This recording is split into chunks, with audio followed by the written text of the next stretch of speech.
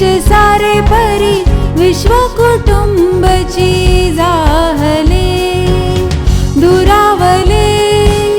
देश सारे परी विश्व कुटुंबची जाहले परी विश्व कुटुंबची जाहले परी विश्व कुटुंबची जाहले.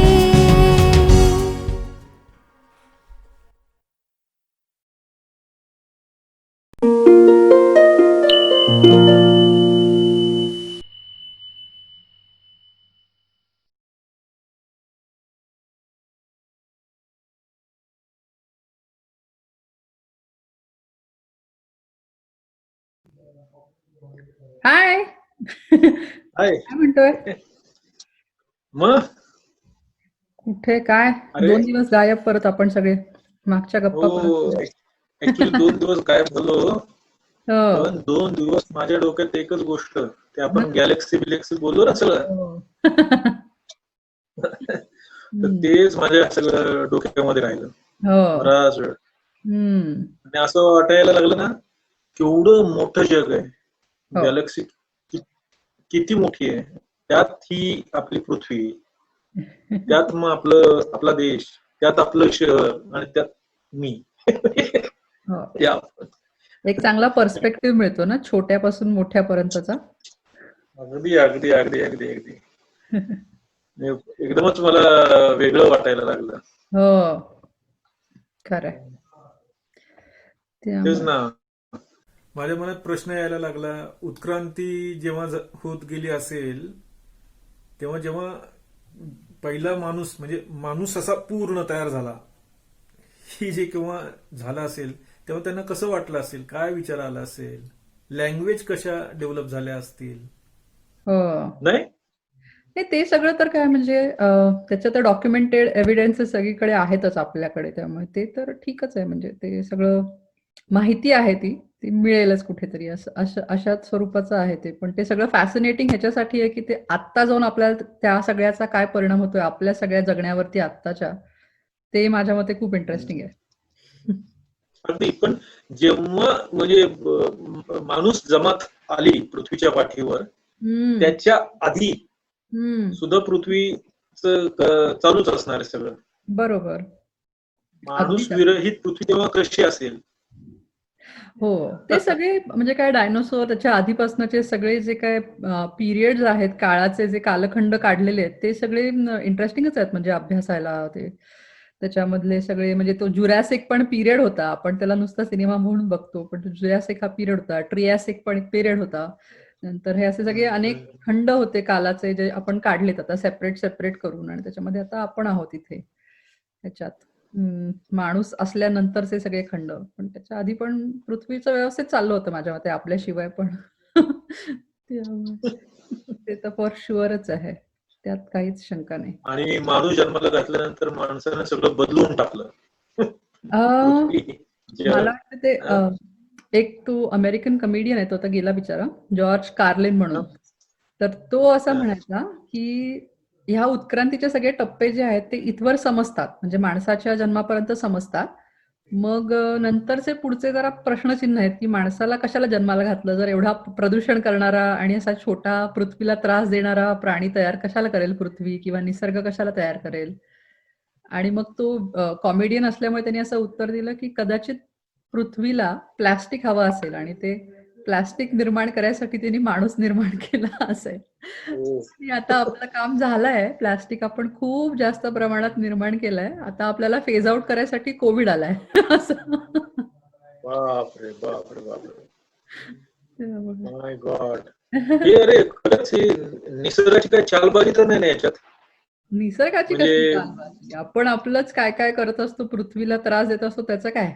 त्याचा कोण विचार करणार आहे?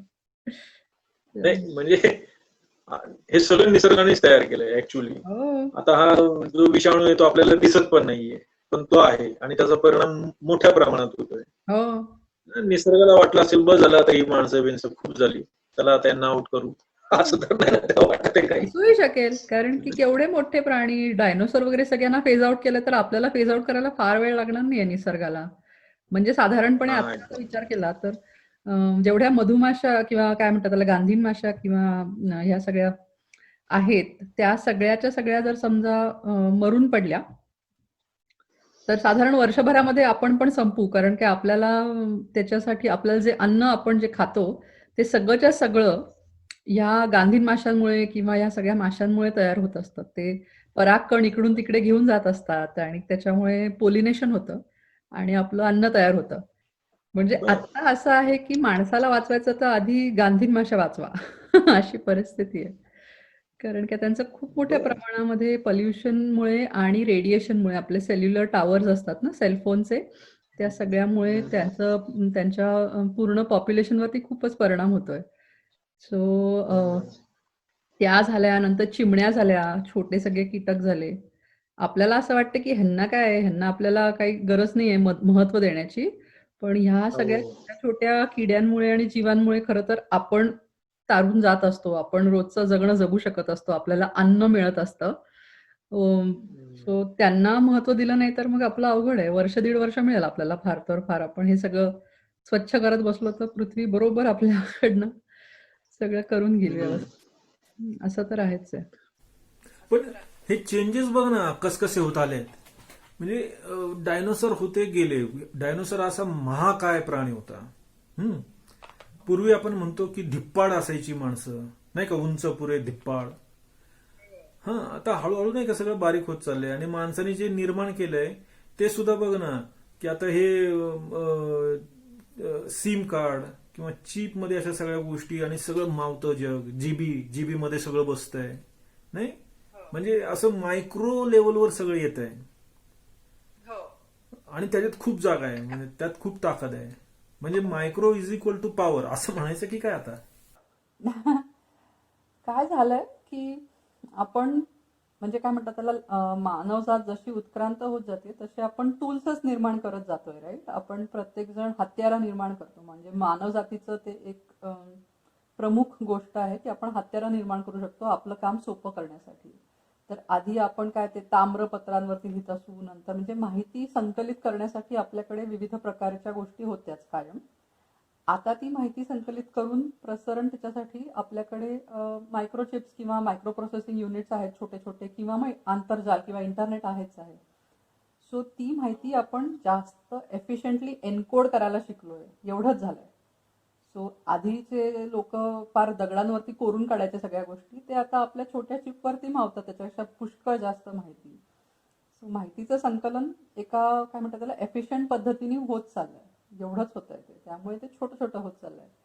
आणि माणसांना सुद्धा गेल्या 100-1 वर्षात आपल्या शारीरिक कष्टांची किंवा आपण निसर्गाशी फारसे संबंधित नसल्यामुळे आपल्याला आपल्या अनेक स्नायूंची गरजच पडत नाही. त्यामुळे आपण फक्त मेंदू आजूबाजूला घेऊन फिरण्यासाठी म्हणून जेवढे स्नायू लागतात तेवढे आपले आहेत शिल्लक, असं म्हणता येईल. त्यामुळे ते छोटे छोटे होत चालतात सगळेच गोष्टी. पण आय गेस तसं आहे, कारण की आपण निसर्ग काय एकदम एक पिढी नंतर बदलतोय असं होत नाही. हळूहळू रोज काहीतरी बदल घडत असतात जे आपल्या लक्षातही येत नाही, असं काहीतरी येतं. पण गंमत आहे सगळी. पण म्हणजे हे बघ ना, सगळ्यात छोटा भाग म्हणजे अणू, आणि अणूची खूप मोठी ताकद असते, हो की नाही.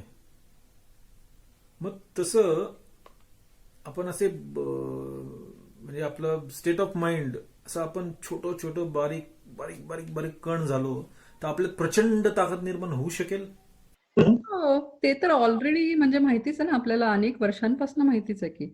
कारण की तुला माहिती असेल तर आता अनेक पद्धती आहेत, पण मी प्रॉबेबली विपश्यना केली म्हणून मी तुला सांगू शकेन की तिथे पण आपण तेच म्हणजे सांगितलंय की तुम्ही स्वतःच्या सगळ्या जडत्वाकडे असं न बघता जर त्याचे अगदी बारीक बारीक म्हणजे तुकडे करून त्या सगळ्याकडे लक्ष तुमचं केंद्रित करू शकलात सगळ्यात छोट्या गोष्टीवरती किंवा सगळ्यात छोट्या एका बिंदूवरती, तर तुम्हाला त्या सूक्ष्मतेतनं किंवा त्या सूक्ष्म गोष्टीवरती लक्ष केंद्रित केल्यानंतर तुम्हाला अख्ख्या ब्रह्मांडांचं किंवा अख्ख्या सगळ्या तुमच्या अवघ्या अस्तित्वाचं तुम्हाला ज्ञान मिळू शकतं. सो अशा प्रकारचं म्हणजे म्हणणं तर अनेक वेगवेगळ्या पद्धतीच्या मेडिटेशनच्या सगळ्या लाईन्समध्ये पण आहे कदाचित, किंवा कदाचित ह्या सगळ्या गोष्टींकडे आपण आता नॅनो टेक्नॉलॉजी किंवा अजून काय म्हणतात त्याला, अजून छोट्या बाबतीत जेव्हा आपण बघत जातो, तेव्हा मूळ उद्देश तोच आहे की तुम्ही ते छोट्यातनं तुम्हाला हे कळतं की मोठं ते सगळं कसं असणार आहे. एवढं विराट त्याचं रूप बघण्याचं किंवा बाहेर जाऊन उरफाट्याप्रमाणे प्रयत्न करण्याचं की ही माहिती गोळा केल्यानंतर मला सगळं समजेल, असं न म्हणता आपण आपल्या श्वासापाशी बसून राहिलो, एका गोष्टीवरती लक्ष केंद्रित करू शकलो, तर आपल्याला कळणारच आहे की एकूण काय चाललंय हे ते जगाचं, किंवा त्यातनं खूप मोठ्या प्रमाणात एक ऊर्जा आपला म्हणजे आपापल्यात आपण तयार करू शकतो, आणि सामर्थ्य पण माझ्या मते. तर ते इंटरेस्टिंग आहेच आहे. म्हणजे हे खरं आहे, म्हणजे micro is equal to power. हो, अर्थात तसंच प्रश्न. झालं आता. हो, ते तर अगदीच आहे. आणि गंमत अशी आहे ना की हे सगळं आपल्याला कुणी शिकवत नाही. आपल्या शिक्षण पद्धतीमध्ये आपल्याला जे रोजच्या जगण्यासाठी लागतं किंवा जे प्रश्न पडतात त्याची उत्तरं शिक्षण पद्धती आपल्याला देत नाही. ही काहीतरी गंमतच आहे. म्हणजे मला ते फार खटकतं की असं का करतात हे लोक, की म्हणजे साध्या साध्या गोष्टी बघा. आपल्याला कधी कुणी बँकेचे व्यवहार कसे करायचे हे शाळेत शिकवत नाहीत. नंतर इन्व्हेस्टमेंट कशी करावी किंवा इन्कम टॅक्सचे रिटर्न कसे भरावे हे कुणी शाळेत शिकवत नाही. नंतर मुलांना जन्म घालण्यासाठी नुसतंच सेक्स एज्युकेशन असं नाही, पण एक मूल जन्माला घालून त्याला संस्कारित करून वाढवणं ह्याच्यामध्ये जेवढे कष्ट पडतात त्याची माहिती आपल्याला कोणी देत नाही. आणि मग आपल्याला असं सांगतात की चला तुमचं काय मास्टर्स झालंय किंवा पीएचडी झालंय, आता तुम्ही ह्या समाजात जगण्याच्या लायक आहात. तर खरं तर तसं नाहीच होत. कारण काय पीएचडी झालेल्या माणसाला सुद्धा लहान मुलाला कसं वाढवायचं किंवा त्याला दूध कसं पाजायचं हे कुणी शिकवलेलंच नसतं.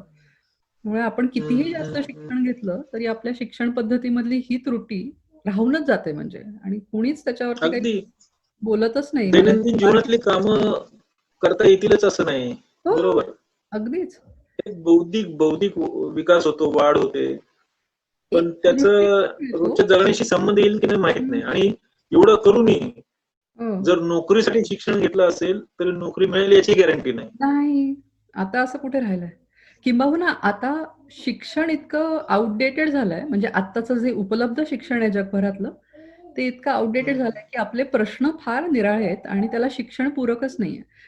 म्हणजे आता क्लायमेट चेंज होतोय, तर क्लायमेट चेंज बद्दल आपण आपल्या पुस्तकांमध्ये कुठे शिकवतोय मुलांना, कुठे याबद्दल चर्चा होत आहेत. तसंच आपल्याकडे आता बेसुमार जंगलतोड चालू आहे पृथ्वीवरती सगळीकडे. त्याच्याबद्दल आपण काहीच वाच्यता करत नाही आहोत आपल्या पुढच्या पिढीपाशी. त्याचबरोबर आता खूप जास्त प्रमाणात स्थलांतर झालंय लोकांचं, आणि लोक राजकीय कारणांसाठी किंवा अजून आर्थिक कारणांसाठी मोठ्या प्रमाणात स्थलांतरित होत आहेत, किंवा आता हे एपिडेमिक्स आणि पॅन्डेमिक्स येत आहेत. आणि त्याचबरोबर आपली सगळी जी अर्थव्यवस्था जगभरातली आहे ती कुठल्याही एका धड काय म्हणता येईल पॉलिटिकल किंवा कुठल्याही फिलॉसॉफीवरती बेस्डच वाटत नाही आता आजकाल. तर ते सगळंच्या सगळं पाहता असं वाटतं की ह्या सगळ्या गोष्टी का नाही शिकवत कुणी, ह्या सगळ्यांबद्दल का नाही आपण चर्चा करत, वाच्यता होत, ह्या सगळ्याबद्दलची माहिती का नाही मिळत. किंवा आता इंटरनेटवरती कुणीतरी स्टार होऊ शकतं, युट्यूबचं कुणीतरी स्टार होऊ शकतं, मात्र त्या सगळ्याची माहिती किंवा हे अशा प्रकारची पण नोकरी असू शकते, अशा प्रकारे पण आपण अर्थार्जन करू शकतो, इन्फ्लुएन्सर बनून आपण अर्थार्जन करू शकतो, ह्याच्यावरती कुठलंच शिक्षण, कुठलीच शिक्षण पद्धती काम करताना दिसत नाहीये. सो ते थोडं मला म्हणजे आता शिक्षण पद्धतीच अपग्रेड करायची वेळ आली असं झालंय. म्हणजे अपडेट करणं गरजेचं आहे शिक्षण पद्धतीला, असं मला खूप वाटतंय. तुला काय वाटतंय? मला वाटतंय खरं तर बेसिकली मूळ पर्पज काय आहे शिक्षणाचं, की फक्त नोकरी मिळवणं हे आहे का उत्तम चारित्र्य निर्माण करणं हे आहे. मग एक मानव समाज म्हणून चांगलं जगता येणं यासाठी शिक्षण आवश्यक आहे. म्हणजे आता बघ ना, पूर्वी जेव्हा टोळ्या असतील, जेव्हा उत्क्रांतीच्या कुठल्या टप्प्यावर समूह तयार झाला, माणसं एकत्र येत असतील, त्यांनी शिक्षण व्यवस्था विविध पद्धतीनं राबवली असेल, त्यांच्या पद्धतीनं, पण ती पोट भरण्याशी कदाचित संबंधित असेल. पण पुढे कधीतरी मग मोरल व्हॅल्यू आणि ह्या सगळ्या गोष्टींना महत्व आलं असेल. पण आता नेमकं काय गरज आहे एकूणच जगाला, की कशा पद्धतीचं शिक्षण सगळ्यांसाठी अतिशय गरजेचं आहे, आवश्यक आहे, काय त्याचे एम असायला पाहिजेत. हा विचार खरं तर काय म्हणता येईल, संबंधितांनी संशोधकांनी करून काहीतरी कॉन्क्रीट व्हायला पाहिजे असं वाटतंय. कारण आता बघ ना, आपली शिक्षण झाली, पण आपण खरंच काय शिकलो हा प्रश्न पडतो कधी कधी आपल्याला. म्हणजे एक डिग्री घेतली म्हणजे शिक्षण झालं का? नाही का? म्हणजे आपण शिकलो हे आपल्या जगण्यातनं परावर्तित होतं का आपलं ज्ञान, किंवा आपल्या ज्ञानाचा उपयोग रोजच्या जगण्यामध्ये आपल्याला वापरता येतोच असं होतं का? नाही, हे सगळे प्रश्न मला खरं तर आताशा पडत राहतात. आणि बघ ना, आता या सगळ्यामुळे खरं तर आपण आता विचार करतोय या गोष्टींचा. एरवी तर ह्या गोष्टी डोक्यात येतही नाहीत. म्हणजे शिक्षण ही किती मूलभूत आणि आवश्यक गोष्ट आहे हे आपण कधी बघतही नाही खरं तर. पण एकूणच निसर्गाने आपल्याला निर्माण केलं, याच्यामध्ये माणसाने आपल्या पिलांना शिक्षण द्यायला सुरुवात केली. तसं इतर प्राणी आपल्या पिलांना शिक्षण देत असतीलच. त्यांच्या लेवलवर काहीतरी घडत असेल, कम्युनिकेशन. नाही? हो, बरोबर आहे. मला असं वाटतं की आता असं झालंय की तेवढ्या द्रष्टेपणाने आपण नवीन शिक्षण पद्धती निर्माण करण्यासाठी फारसं काही करत नाही आहोत. आणि आता असं झालंय की कुठल्या एका जिल्ह्यासाठी, एका राज्यासाठी किंवा एका देशासाठी एक शिक्षण पद्धती असंही राहिलं नाहीये. कारण त्या पुढच्या येणाऱ्या काही वर्षांमध्ये किंवा काही दशकांमध्ये जे सगळे आपल्या समोरचे चॅलेंजेस आहेत ते अख्ख्या मानवजातीसाठी आहेत. म्हणजे जे आपले उष्णकटिबद्ध प्रदेश आहेत त्या सगळ्या देशांमध्ये, जे उष्णकटिबद्ध प्रदेशांमध्ये मोडणारे देश आहेत, त्या सगळ्या देशांच्या समस्या एकसारख्या असणार आहेत. पाणी संपणार आहे, पाण्याची कमतरता जाणवणार आहे, टेम्परेचर वाढत राहणार आहेत, पीक करपू शकतं, लोकांना त्याच्यातनं स्थलांतरित करायची खूप जास्त गरज पडणार आहे. त्याच्यामुळे तिथली राजकीय परिस्थिती अराजकतेत बदलू शकते. आणि ह्या सगळ्या गोष्टी घडू शकतात, त्या फक्त एका देशात घडणार नाही. तर संपूर्ण उष्णकटिबद्ध प्रदेशावरती ह्याच सगळ्या गोष्टींचं संकट आहे, ह्याच सगळ्या गोष्टींची चिंता आहे.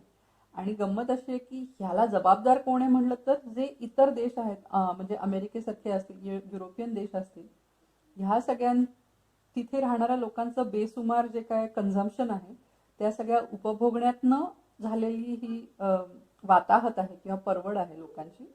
आणि त्याची किंमत कुणीतरी दुसरेच देश मोजणार आहे, जे गरीब आहेत किंवा मागासलेले देश आहेत किंवा आता अजून पुढे येऊ पाहत आहेत. त्यामुळे आताचं शिक्षण काय किंवा आताच्या सगळ्या ज्या पॉलिसीज आहेत त्या एका देशापुरत्या मर्यादित न ठेवता संपूर्ण मानवजातीला ह्याच्यातनं एकत्रितपणे कसं बाहेर येता येईल आणि जिवंत कसं राहता येईल ह्याच्याबद्दल शिक्षण देणं गरजेचं झालंय आता. मात्र तेवढा द्रष्टेपणा अजूनही आपण दाखवत नाही आहोत. पण वेगळ्या पद्धतीनं आता इंटरनेट हे माध्यम आहे आणि इंटरनेटवर आपल्याला हवं ते बघता येऊ शकतंय. म्हणजे जगाचं एक शिक्षण व्यवस्था ऑटोमॅटिकली तयार होतेच आहे एक प्रकारे. म्हणजे मी इथं बसून तुमच्या देशात काय शिकवलं जातं किंवा काय आहे हे मी पाहू शकतोय. नाही, पण त्याची गंमत अशी आहे ना की इंटरनेट ही थोडीशी गडबडीची गोष्ट झाली आहे दुर्दैवाने. असं झालंय की ह्यातनं सगळ्यातनं जिथपर्यंत इंटरनेटचं काय म्हणतात त्याला पोच आहे, तेवढी जास्त पोच किंवा तेवढी जास्त सुलभता जी निर्माण करतोय आपण, ती ह्याच्यासाठी नाही की माणसांचा उद्धार व्हावा, पण आता काही कंपन्या ज्या आहेत बसलेल्या वरच्या टॉप 5-6 कंपनीज, 5-6 कंपन्या ज्या आहेत आत्ता जगातल्या, त्या सगळ्या तुमच्या सगळ्यांचा डेटा जो आहे, तुमची सगळी जी माहिती आहे ती तुमच्या परवानगीशिवाय किंवा तुमच्या परवानगीनी गोळा करतात. तर ती गोळा करतायत एवढ्या मोठ्या प्रमाणावरती की काही वर्षांमध्ये तेच तुम्हाला तुमच्यापेक्षा चांगलं ओळखू शकतील. ह्यासाठी म्हणजे आतापर्यंत आपण जे शिक्षण घेत होतो त्याचा आपण वैयक्तिक पातळीवरती उपयोग करायचा प्रयत्न करत होतो. मात्र आता अशी परिस्थिती आहे की आपण इंटरनेटशी जोडल्या गेल्यामुळे आपली देखील माहिती, आपली देखील आवड निवड, आपले विचार, आपले सगळ्यात जे काय सुप्त विचार आहेत ते सगळे आपण इंटरनेटवरती शोधू पाहतो. आणि त्या प्रत्येक शोधाची माहिती ही कुणीतरी नोंदवून ठेवत आहे, म्हणजे पुढे जाऊन ते कदाचित ही माहिती तुमच्या विरुद्ध आपण वापरू शकतात, तुम्हाला सायकोलॉजिकली हॅक करू शकतात शब्दशः. असं झालंय. त्यामुळे इंटरनेट हे शिक्षणासाठी उपयुक्त आहे का, तर काही प्रमाणात हो, पण ही जनजागृती झाली नाही की नेमकं आपण कुणासाठी हे सगळं नोंदवून ठेवतो इंटरनेटवरती, तर कदाचित संपूर्ण मानवजात परत त्याही बाजूनी धोक्यात येऊच शकते. म्हणजे आता परिस्थिती अशीच आहे. त्यामुळे त्याबाबत भान असणं तरी गरजेचं आहे. म्हणजे गुगलला किंवा ऍपलला तुम्ही रोज किती वाजता झोपता, किती वाजता उठता ह्याची आधीच माहिती आहे. तुम्ही रोज किती पावलं चालता, किती जेवण खाता ह्याची माहिती आहे. तुम्ही रोज कुठल्या कुठल्या वेबसाईट्सवरती जाता आणि तिथे किती किती वेळ घालवता ह्याची माहिती आहे. आणि त्यातल्या प्रत्येक गोष्टीला किती लोक तुमचे मित्र आहेत, किती लोकांना तुम्ही वरवरच ओळखता, हे सगळी माहिती त्यांच्याकडे आधीपासून आहे. फेसबुक काय असेल, लिंक्डइन असेल. पण म्हणजे बघ ना, आपण सगळे एका नैसर्गिक अवस्थेतून एका कृत्रिम हो व्यवस्थेमध्ये हो स्थलांतरित झालोय असं म्हणायला हरकत नाही. अगदी. म्हणजे आपला आधीच प्रवास असं हा condition आहे की, आताच्या सगळ्या कृत्रिमतेकडे चाललाय बहुधा, एका नाही का? पातळीवरती हो, कृत्रिमतेकडे चाललंय. मग आता या सगळ्या अवस्थेमध्ये मग आपले बेसिक नीड काय असतील, काय कसं काय आपण ठरवणार आता ते? बेसिक नीड फारशा बदलत नाहीत, पण मला असं वाटतं की काय बदलत चाललंय म्हटलं तर हे बदलत चाललंय की आपण ज्या प्रकारे शिक्षण असेल किंवा ह्या सगळ्या गोष्टींचा विचार कसा करतोय ते बदलत चाललंय. आपण आयुष्याकडे कसं बघतो, त्याचं नेमकं आपल्यासाठी काय अर्थ लावतो ते बदलत चाललंय. आपलं आयुष्याबद्दलचं जे काही म्हणणं आहे किंवा आपलं जे मीनिंग आहे आयुष्याचं, तिथपर्यंत आपण न पोचता भरकटत राहतोय का, हे आपण आपलं तपासायला पाहिजे. आणि आपल्याला जर ते नक्की माहिती असेल तर ह्या इंटरनेटचा आपण पुन्हा एकदा टूल म्हणून वापर करू शकतो, जसं माणसं अनेक वर्ष करतात. Correct correct correct. पण जर नाही Correct. तर ह्याच्यात अडकून बसायची शक्यता खूपच जास्त आहे. नाही ते चक्रव्यूहासारखं पण- होऊ शकतं जर बाहेर पण यायची. एक छोटा प्रश्न मला एक मनात येतो की जसं आता तू म्हणालीस की आपलं एक काय ध्येय ठरवून त्या दिशेने जाणे, प्रयोजन ठरवून त्या दिशेने जाणे, हम्म. हे सुद्धा कृत्रिमच आहे की काय, ते मानवाने तयार केलंय आताशा, निसर्गाने फक्त जन्माला घातलंय. हो. त्याचं काय प्रयोजन आहे आपल्याला जन्माला घालण्यात आणि आपल्याकडून कोणतं काम करून घ्यायचंय त्याला, काय माहित नाही. मला असं वाटतं की कुठल्याही गोष्टीचा अर्थ शोधणं ही ही जी एक मुळातली अंतप्रेरणा आहे की आपल्याला आतनं असं वाटत राहतं की कुठल्याही गोष्टीचा अर्थ शोधायचा आहे, ही फक्त मानवजातीची काय म्हणतात त्याला ओळख आहे किंवा ट्रेट आहे. बाकीचे प्राणी कोल्हा लांडगा किंवा वाघ सिंह किंवा मुंगी किंवा अजून कोणी नागतोडा असा विचार करत बसतात किंवा नाही बसत, कदाचित नाही बसत की आता मी काय करू, माझ्या आयुष्याचं काय प्रयोजन आहे. ते त्यांची रोजची जगण्याचीच त्यांची जी काय क्रिया आहे तीच ते इमाने इतबारे करत राहतात. मात्र आपल्यामध्ये आणि त्यांच्यामध्ये फरक हा निर्माण होतो की आपण आपल्या सर्वोत्कृष्ट किंवा सर्वात उत्क्रांत अशा अवस्थेत जाण्यासाठी आपण वैयक्तिकरित्या किती धडपडतोय, आणि ती धडपड जी आहे त्याच्यातच आपला हा सगळा सुरुवात आणि शेवट हा त्या धडपडीतच आहे. मात्र आपण विभ्रमान आपण अजून अजून किती किती उत्क्रांत होणार ना, म्हणजे खूपच किती जास्त उत्क्रांत होणार, आपण काय म्हणजे काय होणार आहे आता आपलं पुढं? म्हणजे समूह एकूणच मनुष्य जातीचं काय होणार आहे? ते ना, तू युवाल हरारीची पुस्तकं वाचलीस का नाही मला माहिती नाही. त्यांनी त्याच्यामध्ये खूप नाही. छान पद्धतीने सांगितलंय. तो ऍक्च्युली एक इस्रायली प्राध्यापक आहे, युवाल हरारी म्हणून. आणि सेपियन म्हणून त्याचं पुस्तक पहिल्यांदा आलं, जे खूप मोठ्या प्रमाणात लोकांनी बघितलं, आवडलं त्यांना. आता तो एक विचारवंत म्हणून अनेक ठिकाणी दिसतोच, म्हणजे शोधला तर अगदी सहज सापडेल. तर त्याचं असं म्हणणं आहे ऐकलंय त्या पुस्तकाबद्दल. जोवर माणसाच्या डोक्यात हजारो वर्षांपासूनची जी एक प्रतिमा होती की देव म्हणजे काय किंवा दैवत्व म्हणजे काय, आपण आपली उत्क्रांती त्या बाजूनी घडवतोय. म्हणजे देव हे अमर आहेत, तर आपण अमरत्वाकडे जातोय का, किंवा आपण उडू शकतोय का मनाने, आपण एका ठिकाणून दुसऱ्या ठिकाणी पोहोचू शकतोय का, आपण पुष्कळशी माहिती म्हणजे ज्ञान एका माणसापासून दुसऱ्या माणसापर्यंत देऊ शकतोय का, जसं की देव करत असत असं प्रत्येक ग्रंथामध्ये म्हटलेलं आहे. तर कुठेतरी आपली जी सगळी उत्क्रांती आता घडती आहे ती त्या दिशेने घडतीये की माणूसच स्वतः देव बनायचा प्रयत्न करतोय किंवा दैवत्व प्राप्त करायचा प्रयत्न करतोय, असं काहीतरी. सो बापरे. हे तिथे जाऊन थांबेल, कारण की आत्ताच माझ्या मते जगात आपण 3D प्रिंटर्स वरती अवयव प्रिंट करू शकतो, आपली त्वचा प्रिंट करू शकतो, अनेक म्हणजे किडनी सारखे अवयव प्रिंट करू शकतोय. मात्र आता त्याच्या बर. सामान्य माणसांपर्यंत ते सगळं पोचायला कदाचित अजून थोडे दिवस लागतील, काही वर्ष जातील, मात्र ते पोचेल. आणि जर आपले निकामी होणारे अवयव आपण प्रत्येक वेळेला सहज आपल्या घरामध्ये बसून प्रिंट करू शकलो तर आपण मरायचं काही कारणच नाही ना, आपण जिवंत राहतच राहू. त्यामुळे अमरत्व अगदीच 100 वर्षावरती येऊन ठेपलंय. म्हणजे कदाचित आत्ता जन्माला आलेली मुलं ही किमान 150 वर्ष तरी जगतील, नाहीतर बापरे. अमरच राहतील म्हणजे. बापरे. त्यामुळे इतकी तर आत्ता तंत्रज्ञानाची प्रगती झालेलीच आहे. आपण जसे आत्ता बोलतोय तेव्हाच झालेलीच आहे ती सगळी प्रगती. ते तर नक्कीच झालंय. मी कुठेतरी ऐकलं होतं बहुधा, मला नक्की माहित नाही, पण ते जेनेटिकल सायन्स मध्ये सुद्धा ना की तुमचं डीएनए किंवा त्याच्यात काही चेंजेस करून ठरवून तुम्हाला काय पद्धतीचं मूळ हवाय तसं डेव्हलप करता येऊ शकेल असं मी कुठेतरी वाचलं होतं किंवा ऐकलं होतं बहुधा, मला नीट आठवत नाही ते. पण हे एपिजेनेटिक्स शक्य असतंय. हो.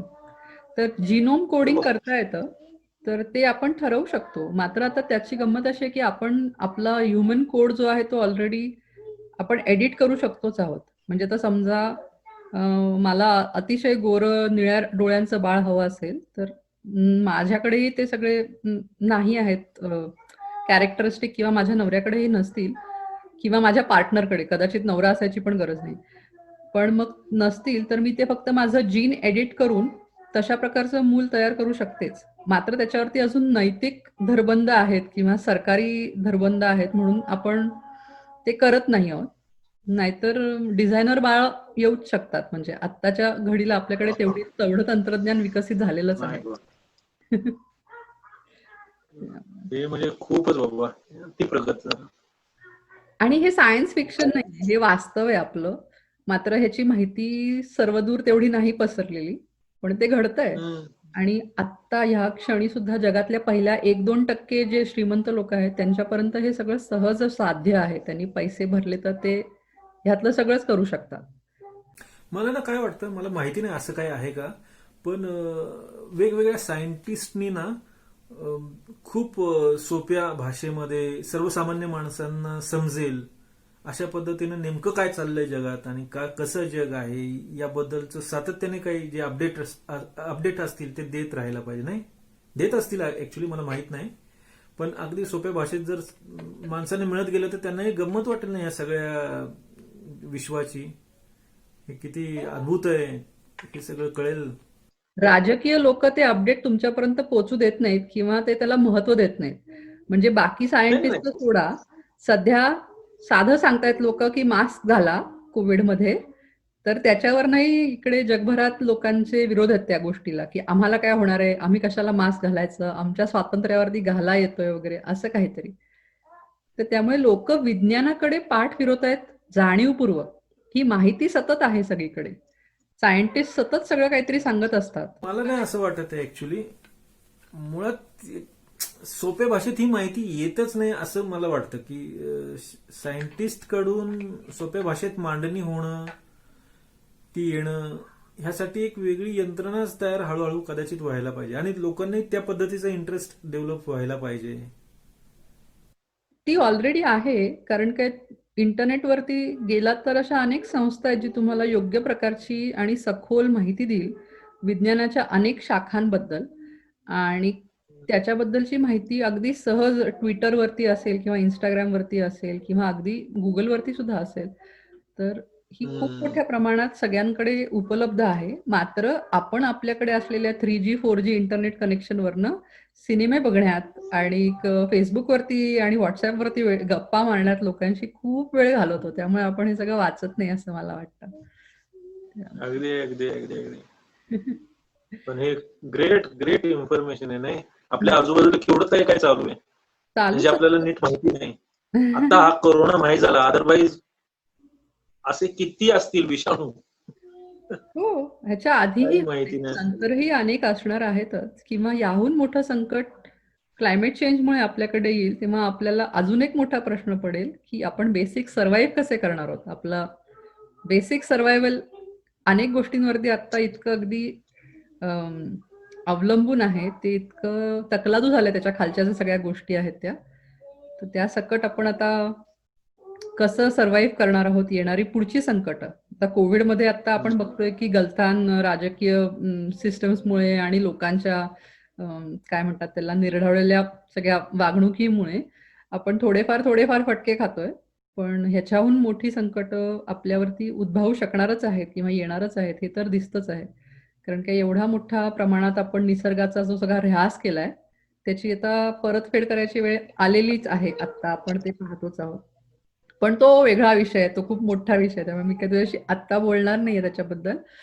पण म्हणजे मजा येते हे सगळं विचार करून. कधी कधी घाबरायला होतं, पण मला असं वाटतं की ह्यातनं आपल्याला योग्य निर्णय घ्यायला पण किंवा योग्य पद्धतीने आपलं वैयक्तिक आयुष्य जगायला पण थोडं बळ मिळत जातं. की आपण किती प्लास्टिक पासनं सगळे प्रश्न सुरू होतात. पण आय गेस नाही बेसिक या सगळ्याचं हे एवढंच आहे की आपण कुठून आलोय, म्हणजे आपण म्हणजे एक माणूस जमात ही कुठून आली, कशी आली, काय प्रयोजन असेल आणि आपल्याला कुठे जायचंय नेमकं, याचं एक काय संयमितरित्या शांतपणे विचार करून एक चांगल्या पद्धतीची जीवनशैली काय तयार होईल, कशी करू शकू, याकडे आपल्याला बघता येऊ शकतं ना. अगदीच ते कारण करायची गरज हे आता चमत्कारिक आहे. आपण असं तिच्या पाठीवर आपल्या हातात नाही, ना जन्म हातात आहे ना मृत्यू हातात आहे. हो, हा भयंकर मोठा चमत्कार आहे. मग या चमत्कारापुढे आपण काय नम्रपणे बघून त्यातून काही चांगलं क्रिएट करता आलं या सुंदर विश्वामध्ये आपल्याला, तर छान म्हणायचं. बाकी काय. खरंय. चल रे, आपल्या गप्पा चालू राहतील. पण आता मला या कोविडमुळे गंमत अशी आहे की मुलांना मला व्हर्च्युअली शाळेत सोडणे आणणे करण्याच्या ऐवजी त्यांच्याबरोबर बसून काम करावं लागतं. सो आता मी त्याच्यात परत जाते. व्हर्च्युअल एज्युकेशन आहे, नाही का? त्याला आता काय करायचं. चालेल, बोलत राहूयात रे. बोलूयात. तू वाचून ठेवते, युवालचं वाचून ठेव. मी तुला म्हणलं तसं मस्त आहे ते, खूपच. हो, मी अगदी वाचेन ते पुस्तक, मला मजा वाटेल. हो चालेल रे, चल बाय.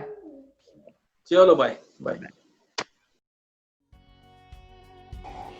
खरंच काय शिकलो आपण, काय शिकलो? काय असतं शिक्षण?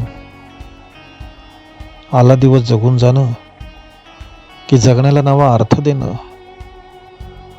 परिस्थितीनुसार बदलणं की परिस्थितीवर मात करणं, प्रश्नांची उकल करणं की नवे प्रश्न उपस्थित करणं. खरंच काय असतं शिक्षण?